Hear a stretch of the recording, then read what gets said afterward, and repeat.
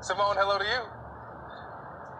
Hello, Victor. How are you? Very well, thank you. First, obvious question. You were the 2016 national spokesperson for the Bernie Sanders campaign. Why are you now on Team Biden? Well, look, I think Vice President Biden is going to show everyone today exactly why I decided to join the campaign. Look, we are in a fight for the soul of this nation.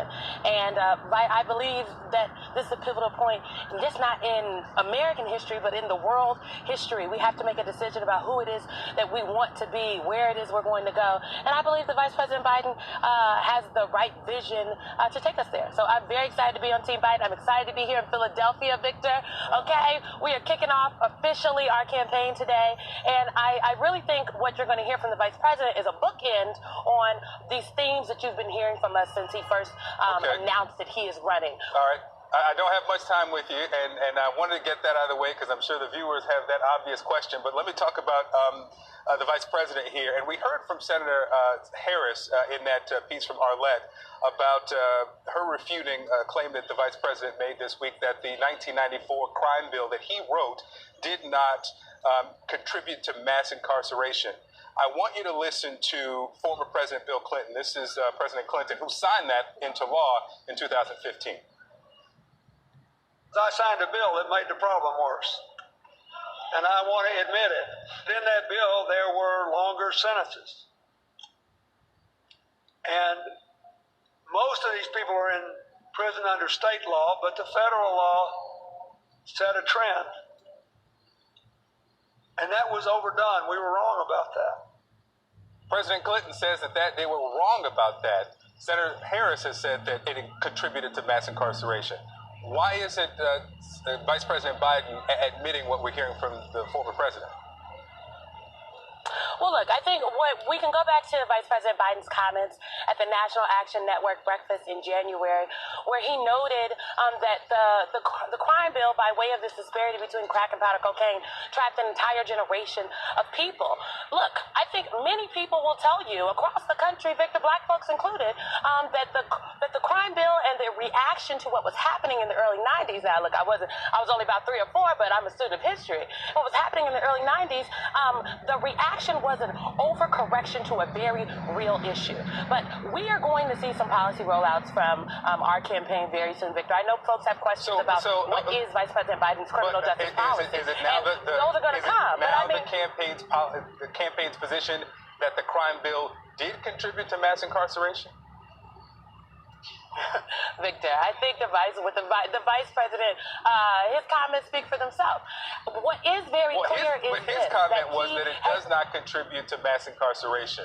The former president who signed it said look, Victor, if we play the whole clip, what he also said was, his comment was, what he also said was that the majority of folks that are incarcerated were incarcerated at the state level. And there's a reason for that. Let me put up the Truth in Sentencing incentives here. And I mean, there is a reason for that. There's a reason. Let me put it up. Let me put it up on the screen, guys. The Truth in Sentencing section of the 1994 crime bill. This is page 21.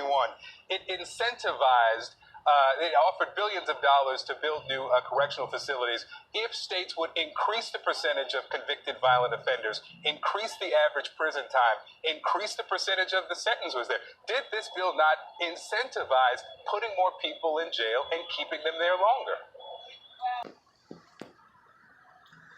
Hell yeah, it incentivized mass incarceration.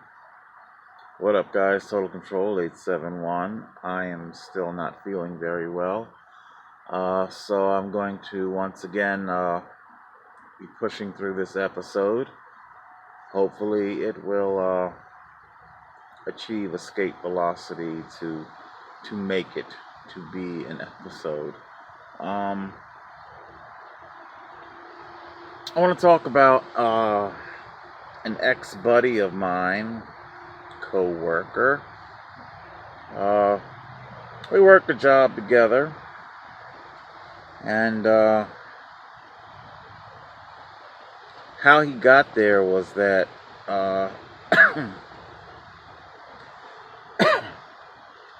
how he came to work in my department was that he lost his license for another department because he had a drug dealing offense. He acquired a drug dealing offense, and Anyway,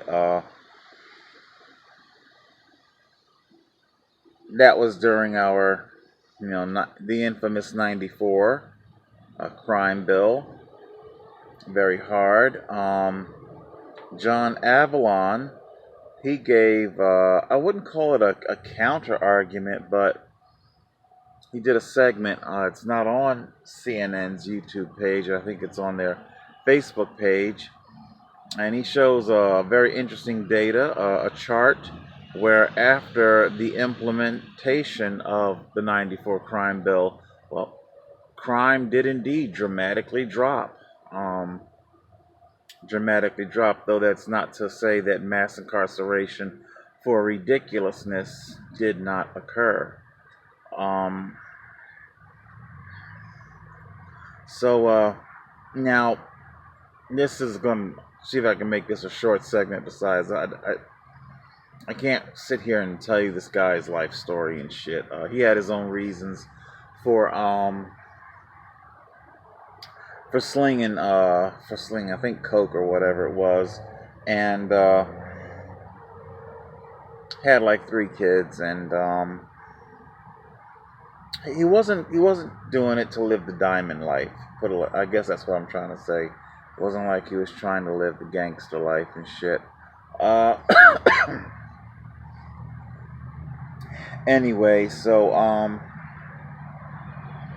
he picks up his charge. To his credit, he you see, there's like a whole nother story here that it doesn't necessarily deal with today's topic. So but anyway, he returned to college. He eventually got his master's in business administration. Now, I myself never thwarted or detracted him from his efforts, although it was definitely in the back of my mind, probably in the back of his mind too. What are you going to do with this degree? I mean, got a drug charge, not using but selling, and yeah, he definitely faced some limitations and things like that. He eventually gained work with a couple different agencies. Obviously, I won't say which. One agency works with youth, and you really could not ask for a better father figure. Like I said, that the drug thing was indeed a mistake that he made. He should not have been made to pay for that for the rest of his life. Should not have been made to pay for it the rest of his life. Don't get me wrong, I'm definitely not putting a halo over his head. He had issues, and maybe later on when I go to revisit this particular chapter of my life, I might clue you in. Basically, he left me high and dry with a really bad rent bill. We were splitting an apartment. We got a 2-bedroom apartment and whatnot. And anyway, so like I say, he wasn't the innocent thing that he was. But despite all that, I do indeed, given what a black man faces, he's got a serious charge that would normally shackle the hell out of you. So many don't escape that situation.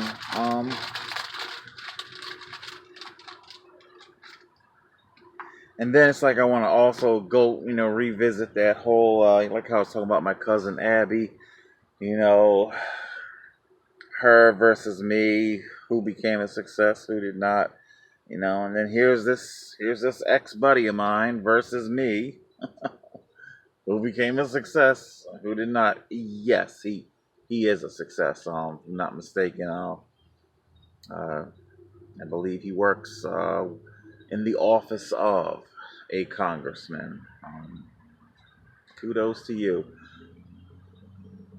I got a feeling that he knows of this channel, and I got a feeling that he does. South Jersey's a small area, you know. The world, period, is smaller than you think, and been made a lot smaller with social media. So if you're out there, hey, feather in your cap. Feather in your cap. Yeah, so that was his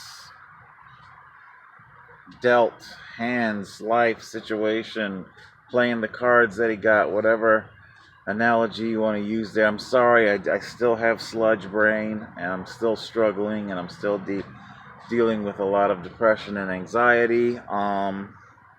What I want to bring some contrast here.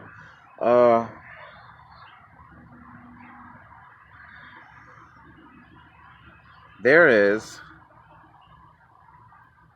a corrections officer, another ex-co-worker. He wasn't obviously I was never a corrections officer. We worked at another job together. Like I said, I worked a lot of jobs, and he later went on to become a corrections officer. And I can tell you right now, he definitely knows about this channel. My coverage of the local jail. Oh yeah, I'm sure he knows about the channel. Anyway, we work grave shift. Yeah, you get to talking, you know, to pass the time. It's slow, it's dead. And again, I'm not looking to destroy anybody's life or whatnot. The long and short of it is that when we got to talking, he was telling me about excuse me, an incident in his wayward youth where he was over 18, but had he not had a friend in high places to quash the whole thing and not prosecute, he would have picked up a charge, and well, he would not be a corrections officer today. So not everybody has friends in high places.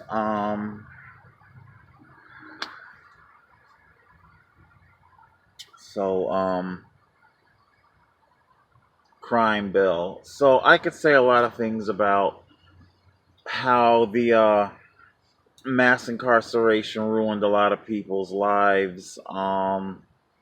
Like I said, my roommate buddy, looking past how he left me high and dry, you know, just he's a good dude. He's a good role model, I think. Anyway, there's more I could say. Now, having said all that, what was I doing? Little old me, Total Control, in 1994. Working, busting my hump. Matter of fact, I was working 2 jobs. Toys R Us and an electronics job, and if I'm not mistaken, I had just gotten hired at Planet Hollywood in Atlantic City. I'm busting my ass, man. You know, I think I had to let the electronics job go, and I worked Toys R Us and Planet Hollywood. And anyway, I'm saying this because to give counterbalance, I lived my life without becoming ensnared in whatever you may think of this 94 crime bill. I lived my life just fine without becoming ensnared in it. Speaking of our injustice facility, our local jail, I pretty much laid it all out right there in that video. Cars, the motor vehicle. Man, that thing puts a lot of people in jail. A lot.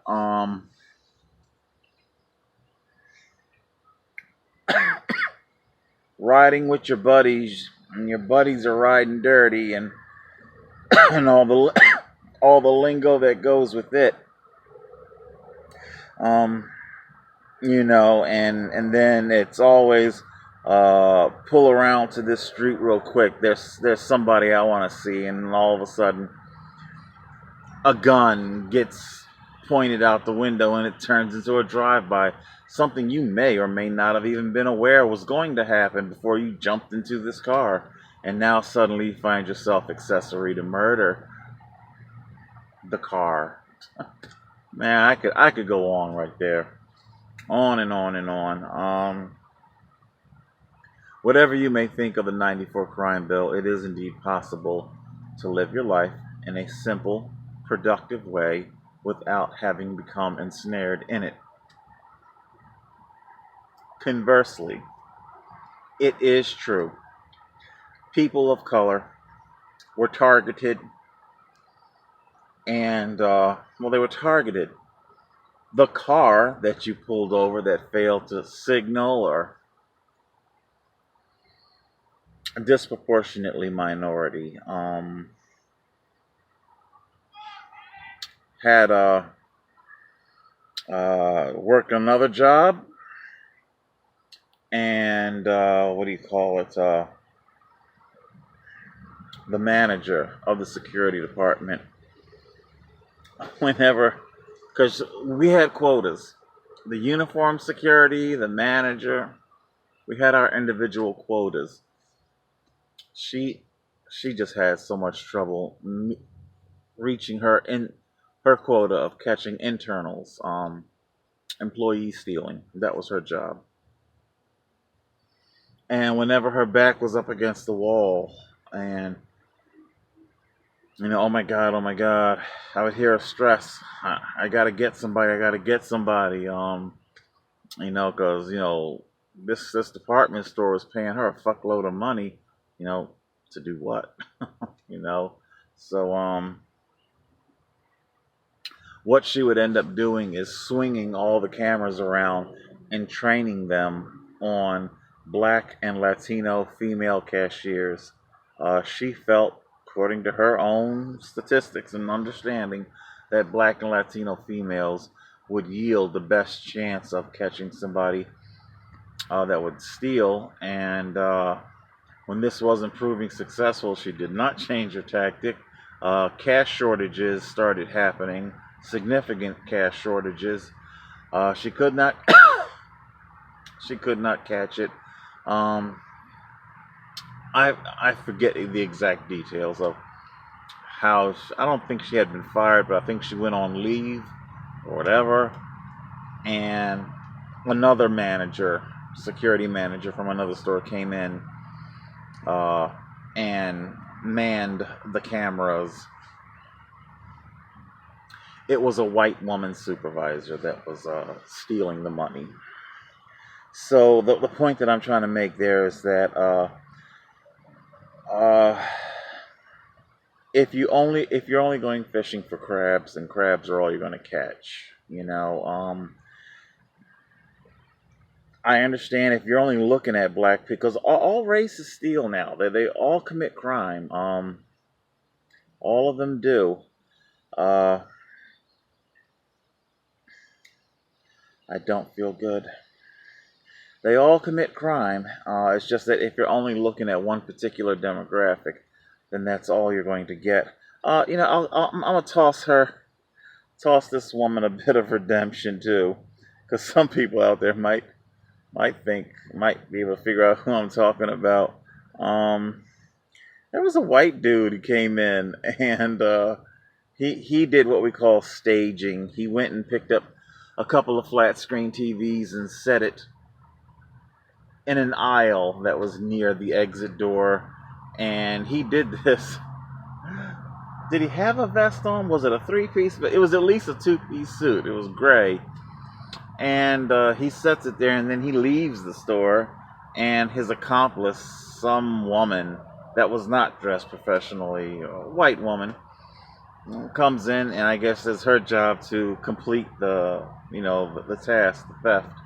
And my manager was on top of that. His suit was rumpled. You could tell that the suit had been rolled up or stashed maybe at the bottom of a bag somewhere, or a plastic trash bag, that he fished it out just for this thing. Anyway, but yeah, so anybody can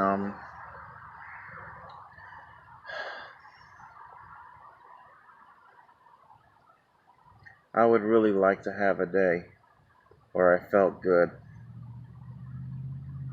where the tyranny just wasn't there anymore. And it's very crushing. Like an elephant on your chest. Doesn't help that I got this damn cough that I can't shake, and I'm too scared to get a chest x-ray to find out what's wrong, and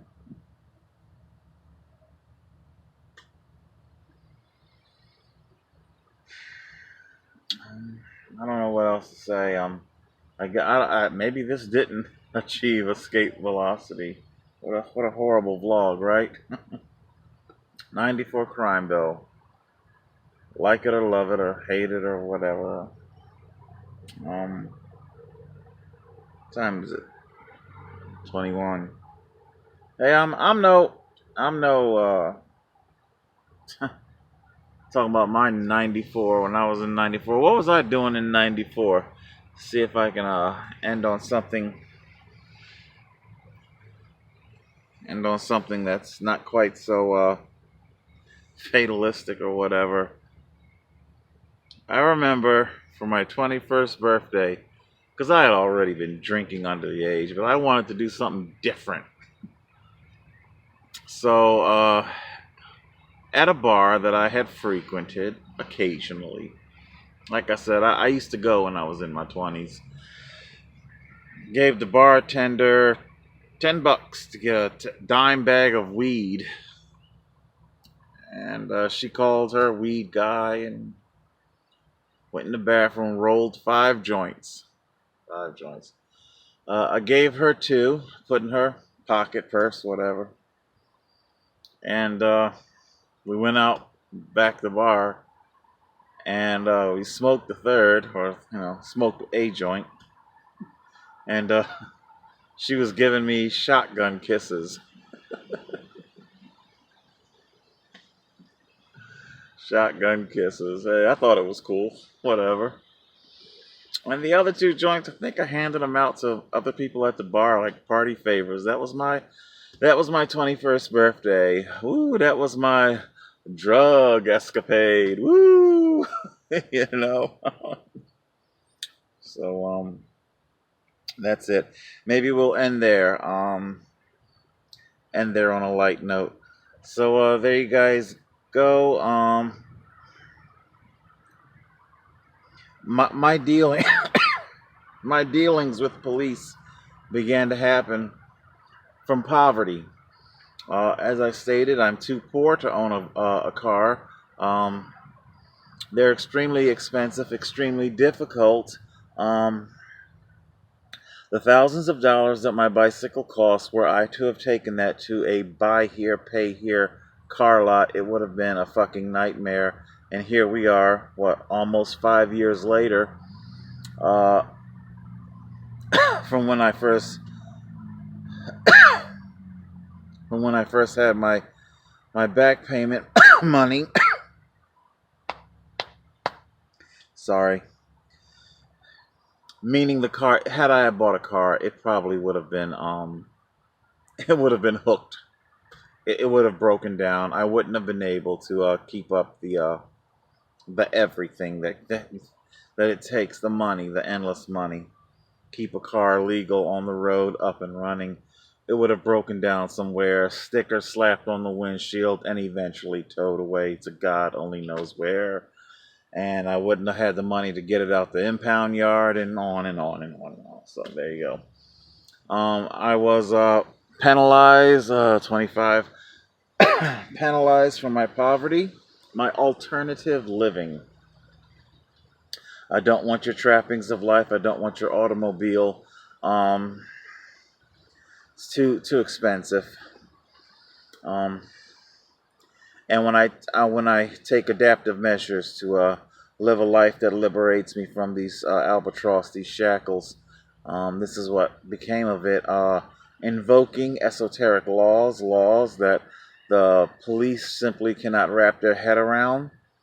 They pitted continuity against what the law actually has to say, and the judge decided to rule in favor of continuity rather than what the law has to say. And these judges also went on to violate my Fifth Amendment rights, due process. I wasn't allowed to cross-examine and question my witnesses on the language of the law. Okay, I guess that's it.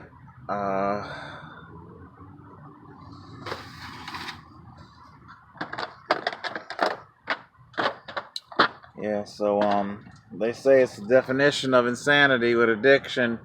You know, you engaged in your vice and you still feel like shit, and yet you do it again and again, and hey, whatever, right? I've got some pretty bad edema going on in my right ankle where the surgery was. It does start to feel like the swelling is cutting off circulation at times. I need new medical compression socks. They're very expensive, and I need to somehow find money to buy new medical socks. Yes, things like amputations, and there will be no fucking amputation, I can tell you that right now. I will definitely just simply go out and sorry, I wanted it to end happy, I guess not. That's it. Crime Bill. Total Control 871.